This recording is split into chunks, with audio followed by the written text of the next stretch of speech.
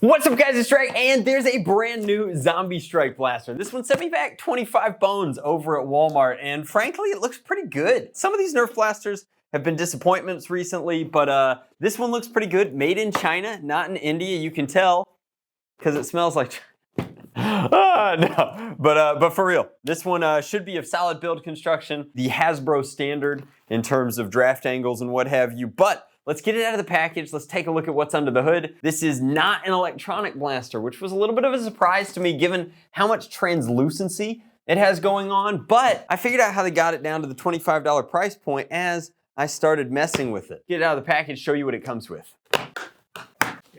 So out of the package, you get the blaster itself. We'll cover that in a moment. You get an 18-round magazine, a unique 18-round magazine. It's got pseudo dart design inside, barbed wire, or not barbed wire, but like metallic binding. And then on here it says zombie, but like graffiti zombie. Like we're supposed to believe that in the new Zombie Strike narrative, although this isn't a Zombie Strike blaster, this is a zombie blaster. So is this the blaster that the zombie uses? I have no idea. This is the Corrupter, so maybe it is. Maybe it corrupts you into a zombie, but gone are the pizza boxes and a lot of storytelling, which is frankly a little sad. Zombie Strike used to have really good kind of in-package, in-universe storytelling. I feel like it went largely unappreciated for a variety of reasons. If you guys don't know, there were like, maybe we'll cover it. There were cartoons for the Zombie Strike. It was very cheap animation, very confusing, but we'll get back to it. This is the product itself, the Zombie, not Zombie Strike, Corrupter. It is bolt action, 18-round magazine, like I said, unique zombie graffiti. Graffitied blaster itself. Design elements include flask back here, dart holding in the stock that's designed to look like test tubes. Are we implying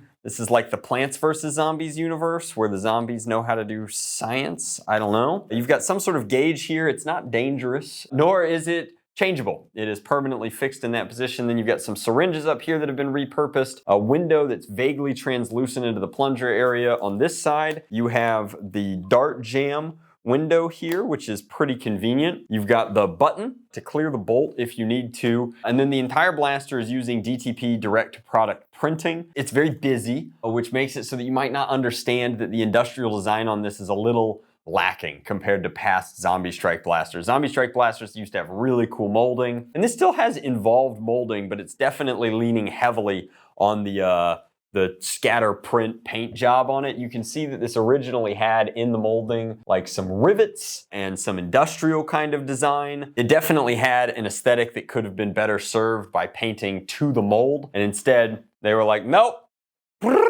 just print onto it. The X-Shot Skins line sort of disease seems to be taking hold of the space and is showing no signs of slowing down. As for the blaster itself, it's got one tack rail up top, one tack rail on the bottom. That's for your optics. This is for your lighter laser. It has a full-length magwell in here that really stiff, I guess because I probably just slipped the bolt. Speaking of, you've got a bolt attachment on both sides. So that's gonna go in there. This is gonna go in here. And you have bolt priming on both sides. It's ambi, left and right. Does it have slam fire?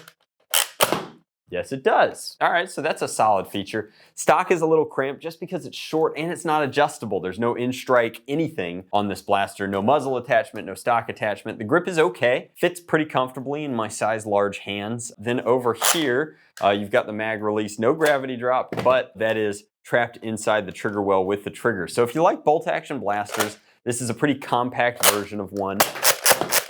Not terrible. If you like the idea of a zombie blaster, I think that it's cool in that regard. It is nice that the busyness of the design here really covers up all of the warning labels. In fact, they just look like warnings in the same sense that like this has radioactive and caution on it. Over here, it just says warning, and you're like, okay, that must tie into the dial on the stock or something. None of that matters if it doesn't perform as well as Zombie Strike blasters or those of yesteryear. So let's see if this can match up to, you know, the sling fires of old. Let's take it outside, put it over the chrony. All right, let's get the Corrupter over the ballistic chronograph, see what kind of numbers we can expect from this. Is it primary class? It primes like a primary.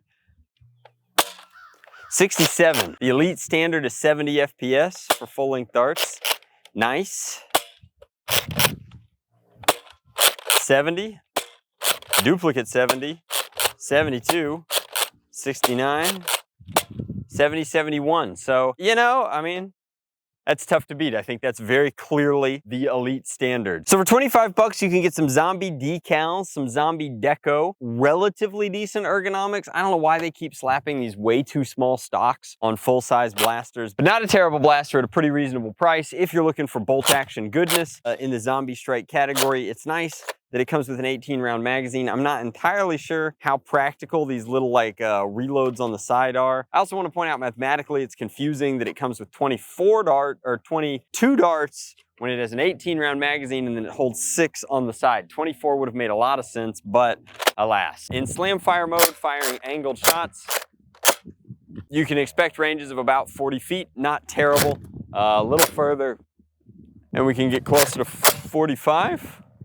48, not terrible, not a terrible blaster. I mean, again, like 25 bucks, you're definitely cutting some corners in terms of the overall aesthetics and design, but I'd love to see somebody break one of these down and then like paint it by hand to match the actual blaster build instead of all of the helter-skelter sticker bomb aesthetic that we have going on. Overall, pretty slick.